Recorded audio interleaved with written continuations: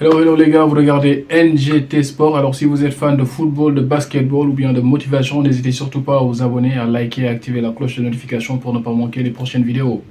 Let's go. Sur cette vidéo, on va revenir sur le tirage au sort de la Ligue des Champions qui a livré les affiches de 8e de finale de la Ligue des Champions 2022-2023. Voilà, on va revenir sur les affiches. Voilà, donc on n'a pas été déçus, hein, je dirais. Donc, oh actuellement, j'en connais qui sont en train de crier au complot. Certainement, il y en a qui sont en train de crier au complot. Ça, c'est sûr et certain. Les Parisiens, là, certainement le tirage, c'est pas une affaire des Parisiens. Faut qu'on se dise la vérité. Chaque année, pour les Parisiens, c'est la même histoire. Voilà, donc on va revenir à l'affiche phare de ces huitièmes de finale. Donc le Paris Saint-Germain contre le Bayern de Munich. Voilà, donc une affiche qui pourrait être une finale, hein. Donc cette affiche là pour moi pourrait être la finale de cette édition là de la Ligue des Champions. Mais bon, voilà, le hasard a fait que voilà, donc on a cette affiche là dès les huitièmes de finale. On va pas s'en priver, hein, donc pour tout notre plaisir, hein, donc voilà. Moi je suis un peu partagé parce que d'un côté il y a Léo Messi, de l'autre côté il y a Sadio Mané, donc c'est pour cela que je suis un peu partagé pour cette affiche là, mais bon voilà, donc on va pas se priver de cette affiche. Et cette année, donc je suis sûr que toutes les équipes, personne ne voulait avoir le Bayern de Munich. Actuellement, ça c'est sûr et certain. Ne me dites pas que ce soit le Real de Madrid, que ce soit Manchester City, que ce soit qui que vous voulez. Personne ne voulait avoir le Bayern de Munich. Actuellement, cette année, le Bayern, les phases finales de la Ligue des Champions, c'est trop fort. C'est trop fort. Ils ont mis 5 sur le cumul des deux matchs. Barça a pris 5-0 contre le Bayern de Munich. L'Inter a pris 4-0. Ils ont fait un carton plein pour les phases de groupe de la Ligue des Champions, en faisant 6 sur 6, ils ont gagné tous les 6 matchs des phases de groupe en terminant avec 18 points. Les seuls 2 buts qu'ils ont encaissés, anecdotiquement, c'est contre Pilsen. Donc c'est vous dire que actuellement Bayern est trop fort. Mais bon, après, il y a un peu une nuance à faire parce que Bayern, s'ils ont été irréprochables en Ligue des Champions, cette année pour le championnat, ça n'a pas été le cas parce qu'en championnat, ça n'a pas débuté assez fort. Donc, parce qu'au début, il y a eu certains matchs nuls, voilà, donc qui ont fait que même à un moment donné, juste récemment là, on parlait d'un départ de Nagelsmann qui était sur une chaise éjectable et tout ça parce que en championnat, les résultats ne suivaient pas forcément tout au début. Parce que voilà, donc je pense que ceci était lié plus par rapport au positionnement de Sadio Mané qui était tout le temps mis sur l'axe et tout ça. Mais depuis que Choupo est mis en pente et Sadio est revenu sur le côté, donc sur l'autre côté on a Gnabry ou Sané, le Bayern Munich actuellement est redevenu une machine. C'est une machine de guerre les gars. Donc les Parisiens, vous êtes prévenus. En tout cas, mais bon, après aussi, faut le dire, actuellement aussi Paris Saint-Germain cette année, c'est du très très lourd. Donc c'est du très très lourd. Donc c'est actuellement c'est la MNM donc qui est en train de faire une saison de feu.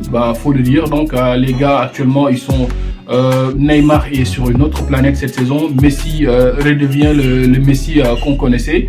Kylian Mbappé est sur ses standards et je dirais que Paris n'a rien à envier au Bayern de Munich. Donc c'est une affiche pour moi qui équilibré, hein, équilibré. On peut pas dire que il y a un favori actuellement pour cette affiche là. C'est un match qui sera ouvert. D'autant plus que ce sont deux équipes joueuses. Il y aura des espaces qui vont s'ouvrir avec la puissance offensive des deux. Donc je pense que sur ce match là, certainement ce sont les défenses qui vont faire la différence. Voilà, donc les Parisiens certainement ils sont en train de pleurer que les tirages ne leur est pas favorable. Pour chaque année c'est la même histoire. L'année dernière c'était le Real. Le Real n'était pas à la même position que le Bayern de Munich pour cette année, mais bon voilà, donc on comprend mieux quand Galtier, à la fin du match de Juve Paris Saint-Germain, il demandait à ce jour d'accélérer tout à la fin quand il a entendu que le Benfica menait 6-1 contre le Maccabi Haïfa, donc pour reprendre la première place. Mais bon, voilà, donc une très belle affiche, donc on a hâte parce que le mondial arrive à grands pas. Après le mondial, donc boum, on a des affiches de dingue, on va pas s'en priver. Que pour les autres affiches de ce tirage au sort, Man City hérite de RB Leipzig comme chaque année, hein. Man City, je sais pas, ils ont des émissaires à l'UEFA, je sais pas comment ça se passe, mais chaque année Man City, ils se débrouillent pour avoir des tirages, laisse tomber quoi. Les supporters de Man City là, mais dites-moi quoi, c'est vous là, à chaque fois c'est la même histoire. Vous avez des tirages faciles, on vous donne des équipes laisse tomber jusqu'en quart de finale, vous allez avoir encore une équipe laisse tomber. En demi, vous allez avoir une bonne équipe, on vous bat et vous allez dormir. Chaque année, c'est la même histoire. Non mais faut arrêter, hein, faut arrêter, faut être sérieux quoi. Bah au moins cette année avec Erling Haaland, espérons que les choses vont changer. Parce que ça peut pas être la même histoire à chaque année. L'autre affiche de choc pour les huitièmes de finale, ça sera le Real contre Liverpool. Donc voilà, le remake de la finale de l'année dernière. Voilà, une affiche très alléchante aussi. Donc le Real Madrid qui aura fort à faire face à Liverpool. Bah, même si Liverpool cette année, donc c'est pas le Liverpool de l'année dernière. Ils sont un peu en difficulté par rapport à l'année dernière, mais bon, faut pas oublier quand même que ça reste Liverpool. Voilà, c'est une grande équipe d'Europe. Pour le début en Ligue des Champions, ils ont été écrasés par le Napoli, je sais pas, 5 ou 6 buts à 0, quelque chose comme ça. Mais ils se sont bien repris, ils se sont qualifiés, voilà, en gagnant tous les autres matchs. D'ailleurs, ils ont gagné Napoli qui n'avait pas perdu de la saison, voilà, chez eux, le match retour, ce qui montre que Liverpool est en train de revenir. Mo Salah commence à redevenir Mo Salah. Actuellement, il claque but sur but. Donc, attention à Liverpool. Attention à Liverpool. Et voilà pour les autres affiches qui restent. Donc voilà, nous avons Bruges Benfica. Sur ce match-là, je vois Benfica sortir, hein. Donc Benfica avec actuellement cette saison-là, ils ont une équipe très solide. Donc je vous dirais que Bruges Benfica, moi je mettrais une pièce pour Benfica. Milan Tottenham, match que je pourrais indécis, hein, pour moi, parce que les deux équipes se valent vraiment, donc il n'y a pas quelqu'un qui ressort plus que l'autre. Donc ces deux équipes qui sont actuellement Tottenham, chaque année c'est la même histoire, hein. Ils sont toujours voilà, sur le top 5 de la première ligue, mais Tottenham n'arrive toujours pas à faire la différence en première ligue. Tottenham n'arrive pas à passer en palier. Milan, ils étaient en difficulté avec voilà, tout ce qui est arrivé avec la Serie A. Ils sont en train de revenir au premier plan. Actuellement, voilà, c'est depuis de longues années, ils reviennent aux phases finales de l'UEFA Champions League. Cette année, voilà, donc bah, à voir. Donc ce match-là, c'est indécis. Tout de même, je mettrai une pièce pour Tottenham. Je vais mettre une pièce pour Tottenham. L'autre match, Francfort-Napoli, bah Napoli sort. Bah Napoli actuellement c'est trop fort. Je mets une pièce pour Napoli. Chelsea-Dortmund, bah logiquement Chelsea doit sortir de ce match-là, mais avec Graham le Potier, on ne sait pas. Donc Graham, je sais pas, c'est un entraîneur, je sais pas, c'est un mec, on ne sait pas Graham Potter ce qu'il est en train de faire avec Chelsea. En tout cas, voilà, normalement, logiquement, c'est Chelsea qui doit sortir de ce match-là, mais on ne sait jamais ce qui peut arriver. Inter-Porto, je mets une pièce pour Porto. Inter-Porto.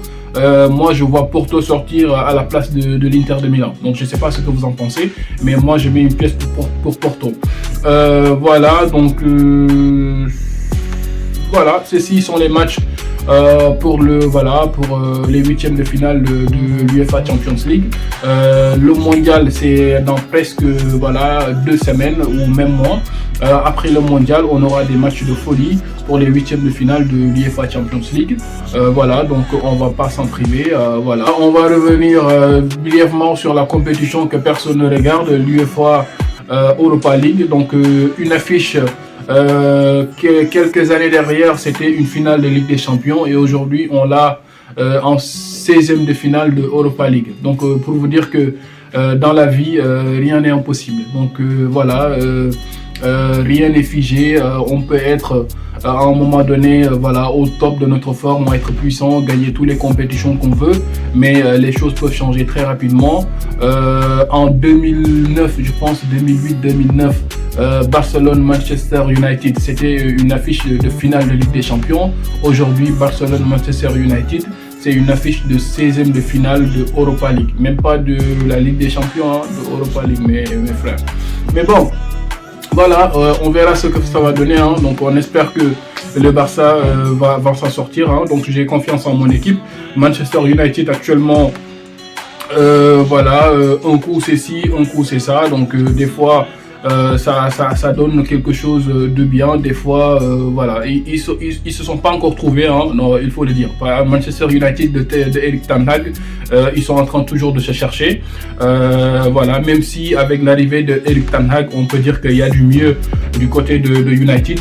Mais bon, je pense que actuellement, je suis plus fort que Manchester United. Donc, j'ai confiance en mon équipe et je pense que normalement, on devrait se sortir de ce match-là. Voilà, les gars. Donc, c'était le tirage au sort de l'UEFA Champions League pour les 8e de finale. Donc, je voulais voilà, qu'on y revienne très rapidement. Les Parisiens, voilà, donc bonne chance à vous. Moi je suis partagé, en tout cas je suis vraiment très partagé sur ce match là. J'aimerais que la Pulga atteigne la finale, voilà, qu'il ait son dernier ballon d'or avant de partir. J'aimerais aussi que Sadio Mané atteigne la finale, donc je sais pas, donc je suis neutre, je dirais rien sur ce match là. Voilà, Kouman Zamorom. Donc voilà les gars, c'était mon petit débrief pour les 8e de finale de la Ligue des Champions. Donc si cette vidéo vous a plu, n'hésitez surtout pas à vous abonner, à liker et à activer la cloche de notification. C'est NGT Sport, Choboras, I'm out.